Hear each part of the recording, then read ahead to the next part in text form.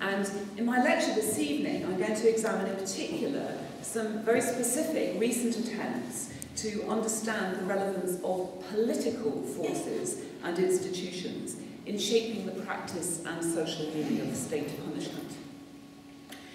I think a focus on politics is amply justified by the fact that penal practices are the outcomes, of course, of political decision-making, and by the salience of the politicisation of penal policy in a number of countries over recent decades.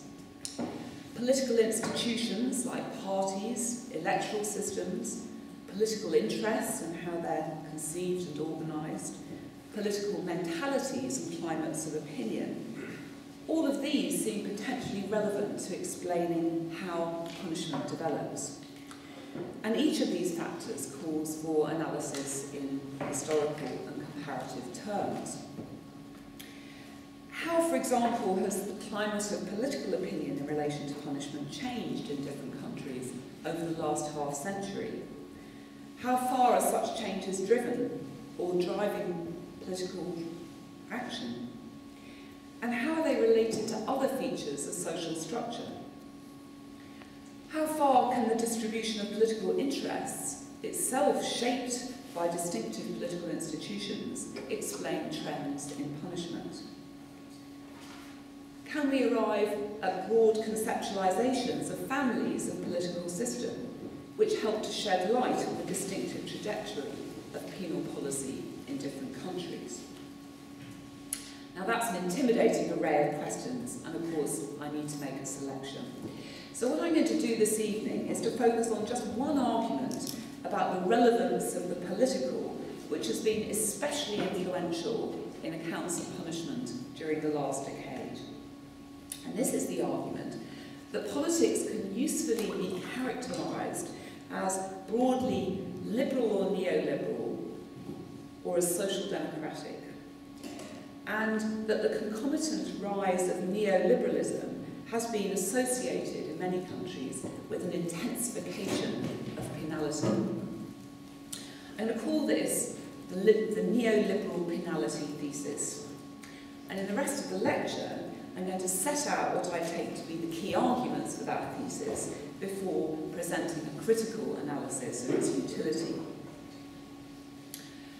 I'm going to argue that the neoliberal penality thesis has been of value in re-establishing a focus on nation-states and their politics, and in emphasising the links between national politics and local and global economic forces. It's also, I think, provided a suggestive characterisation of a cluster of economic, political and penal phenomena in some countries. So, if tracing patterns and associations between punishment and other social phenomena is the limit of our ambition, the neoliberal penality thesis has undoubtedly made a significant contribution. But I want to argue that if, like Max Weber, we aspire to a more ambitious conception of the scholarly enterprise, a conception which seeks to understand the logic of these patterns, including the causal links between their components, the neoliberal penality thesis fails the key test to be applied to such an account. In other words, does it have the capacity to shed explanatory light on the relationship between punishment and politics? The shortcomings of the neoliberal penalty thesis derive, I'm going to argue, from a failure to explicate just which political, economic and social institutions constitute neoliberalism, how systematically they relate to one another, and precisely how they're implicated in producing neoliberal penalty. Particularly in the sort of boldest statements of the neoliberal penalty thesis, and I'm thinking particularly of the work of Loïc Wacon, this institutional deficit and conceptual vagueness leads, I think, to an unfortunate tendency to reify neoliberalism, neoliberal politics, and neoliberal penality, without disaggregating their components or coming to a real understanding of their conditions of existence. These problems, I think, can be illuminated by asking not only what neoliberalism is, but analytic, historical and comparative questions about how it has emerged, what sorts of institutional structures are needed to sustain the policies and practices which have come to be associated with neoliberalism, when they emerged, and where they hold sway.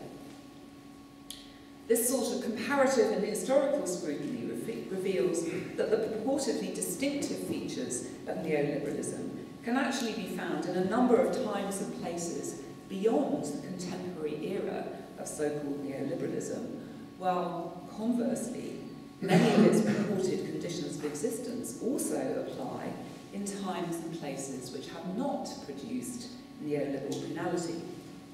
So, under scrutiny, I'm going to suggest that this thesis really just melts into air. In conclusion, and in consequence, I'll briefly make a case for a more differentiated and a much more specifically institutional account of the defining features of political systems for the purposes of understanding punishment. So let's begin by just looking at the place of arguments about neoliberalism and social democracy in recent analyses of punishment as a social phenomenon. Notwithstanding the obvious status of punishment as a product of political action, interdisciplinary work on punishment in society has actually tended to focus more closely on cultural, demographic, and economic variables than on political ones. Shaped by the prevailing concerns of sociology on the one hand and of Marxist-inspired political economy on the other, the influence on punishment of factors like cultural norms oriented to solidarity, or of the structure of labour markets, unemployment rates, and the distribution of wealth, these are the things which have dominated the effort to understand punishment in its full social context. And though Foucault's famous distinction between sovereign and disciplinary power, as well as the idea of governmentality, which is so central to his later work, lend themselves, I think, to being mapped onto differently constituted political orders, as yet relatively little has been done by way of applying his work to an analysis of the institutional structure of contemporary political systems. From the 1980s onwards, however, this dearth of an analysis of the political in punishment began to change. A new intensification of the electoral salience of law and order politics in countries like Britain and the US has been at the root of an emerging interest in the ways in which the political system, culture, or environment shapes penalty. And over the last decade, one theme has had particular prominence amid this resurgent interest in the politics of punishment: the diagnosis of a distinctive neoliberal political culture and mode of governance, and of a concomitant neoliberal penality. So what, according to this argument, is neoliberalism and how did it emerge? While the diagnosis of a neoliberal politics with distinctive implications for punishment is sometimes represented as having virtually global reach, I think it's probably easiest to grasp the details of the argument by tracing its application initially in relation to a particular country. Taking Britain as our example, the story goes something like this. The right-wing agenda pursued by the Thatcher administration in spheres like industrial relations and welfare state reform was nested within a vision of an individualistic society of self-reliant citizens. This amounted to a sort of new vision of the old night watchman state, providing minimal support and a disciplinary framework rather than an extensive safety blanket, let alone a framework for realising duties of solidarity and reciprocity that are so central to a social democratic conception of citizenship. Like Ronald Reagan in the United States, the Thatcher government in Britain pursued a deregulatory agenda geared to making the economy more flexible and hence more competitive in the wake of the collapse of Fordism and the restructuring of the world economy after the oil crisis of the 1970s. This was both an economic and a political agenda. Breaking the power of Britain's unions was seen as a necessary condition for the governments securing the capacity to impose the flexibility necessary for competition in world markets. And though an assault on unions might seem a fairly obvious policy for a right-wing government, of course in this instance it had tremendous implications across the political spectrum. Because once the Thatcherite economic policy was in place, it became hard for the Labour Party to reverse it by supporting trade barriers which would have excluded British consumers from access to cheap goods in countries like Japan, a strategy which would almost certainly have had quite high electoral costs.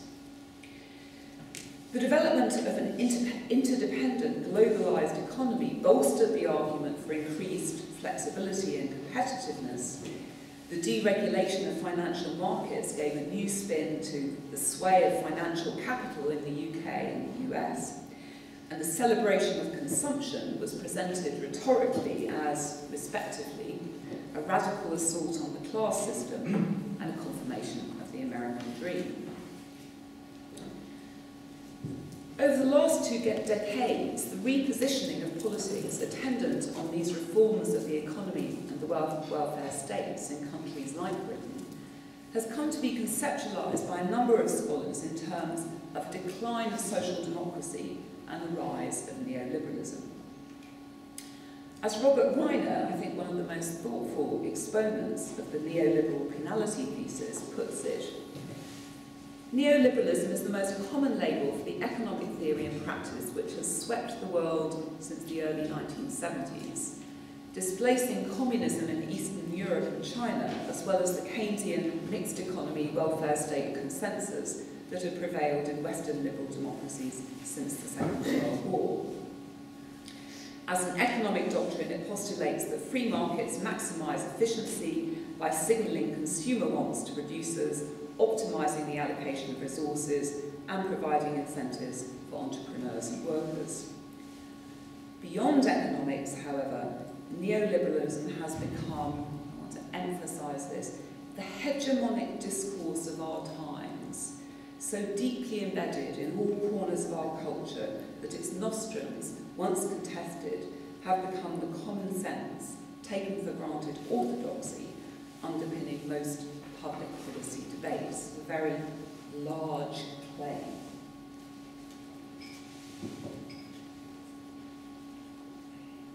So, penetrating not just the economic, but the cultural and political realms, neoliberalism has come to be associated with a host of phenomena which bear very closely on both crime and punishment. In an irony particularly underscored in the work of Loïc Wacon, the neoliberal impetus to economic deregulation, welfare state contraction, and individualisation of responsibility has paradoxically gone hand in hand with the burgeoning of state powers, state proactivity, and state spending in the costly and intrusive business of punishment. The state has steered welfare entitlements towards a workfare system in which benefits are closely related to effort within a contractual system, which is punitive to those unable or unwilling to work, and increasingly relies on what Wacon calls prison fare as the preferred mode of governing social marginality in relation to those falling foul of the workfare system. Two purportedly novel features of penalty are born of this neoliberal impetus to economic deregulation, welfare state retraction and individualisation. The growth of the penal state, notwithstanding a rolling back of the state being key to political rhetoric and welfare policy, and an increasing pattern of exclusion with the use of the penal state to discipline the poor and otherwise dangerous or dispossessed. The results are evident in increasing anomie and insecurity, generating greater incentives to criminality, in increasing political resort to punishment as a tool of social ordering, and in the shape of criminal justice interventions, rising imprisonment and accentuation of the demographic inequalities marking the distribution of punishment. Criminal justice interventions premised on the responsibilisation of individuals as both risk and crime avoiders, and an insistent political rhetoric of toughness on crime. Just as left parties like Blair's New Labour in Britain were induced to sign up to key aspects of this neoliberal economic agenda, so insecurity about rising crime made a shift to there being tough on crime an electoral imperative. For the many scholars who deplore this state of affairs, the key factors here are what Reiner calls the harms of neoliberalism. Economic harms, which lead to a greater concentration of wealth in the hands of a few, and greater poverty and underemployment for the many.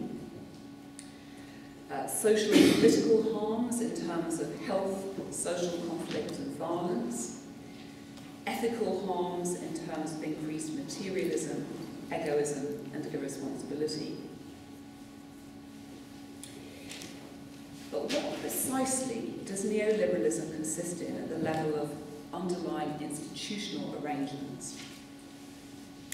Given the emerging importance of neoliberalism as a conceptual tool in the criminal justice field, a key question must be whether it is a genuinely distinctive political culture or formation, and if so, how widely its application could be generalised.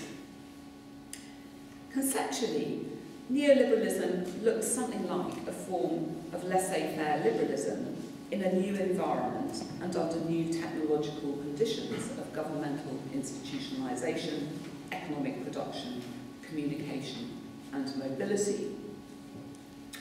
This seems to leave neoliberalism in the balance between a characterisation of a sort of zeitgeist and a coherent political doctrine. Certainly, it's a striking characterisation, but it does operate at a very high level of generality. And to take the argument further, I think we need to know more about precisely how neoliberalism works, not just as a form of governmental rationality, but also at an institutional level to produce a particular form of penality, as well as about how generally that institutional formation is to be found. Now, when you try to interrogate the literature on neoliberalism for its account of those key questions, you find quite a mixed picture, I think. Some scholars more or less ignore the question, using neoliberal simply as a convenient descriptive typology without really addressing institutional features that characterise it, let alone why they might be thought to hang together over a period of time. And scholars who do focus on this question take quite different views. Just to take a couple of examples, Reiner offers what is in effect an account based on a shift in incentives for actors in a whole variety of political and economic roles, though with an emphasis on underlying economic dynamics, which is quite reminiscent really of historical materialism. In his account of the upswing of law and order politics in Britain, neoliberalism is really a convenient label for a cluster of developments whose origins are to be found in primarily economic terms. Lacan, on the other hand, offers an account based on the idea of a diffusion of neoliberal politics from the most powerful economic and political actors, which is much more resonant with a sort of class hegemony version of Marxism. I quote, "Neoliberalism is a transnational political project," sense the agency there, "aiming to remake the nexus of market, state and citizenship from above. This project is carried on by a new global ruling class in the making, composed of the heads and senior executives of transnational firms, high-ranking politicians, state managers, and top officials of multinational organisations. In this account, neoliberalism is reified as the consolidated ambition of a cluster of powerful interests associated mainly with the United States and multinationals. But although the restructuring of the state and the changing balance between its penal and its welfare functions are absolutely central to Wacon's argument, he doesn't give us much of an account of just how, at the level of key institutions, the shift from welfare to workfare and the creation of prison fare were brought about, even in his primary reference point, which is the United States. There's virtually no attempt to provide any such explanation for the European and Latin American countries, which are plausible candidates for the denomination neoliberal. And while the neoliberal penalty thesis certainly has some purchase as a characterisation of recent developments in some South American countries, the path to and conditions of existence of neoliberal penalty in these countries can't plausibly be assumed to be the same as that in European countries themselves, quite various, let alone the same as the United States. Like theories of modernity, it seems to me, the neoliberal penalty thesis risks imposing a framework shaped by one part of the world onto the analysis of other parts to which it either doesn't apply or applies only in modified form. Wacon's latest book gives many reports of penal practices and policy documents which illustrate neoliberal developments in his view. But he doesn't give any systematic mid-level institutional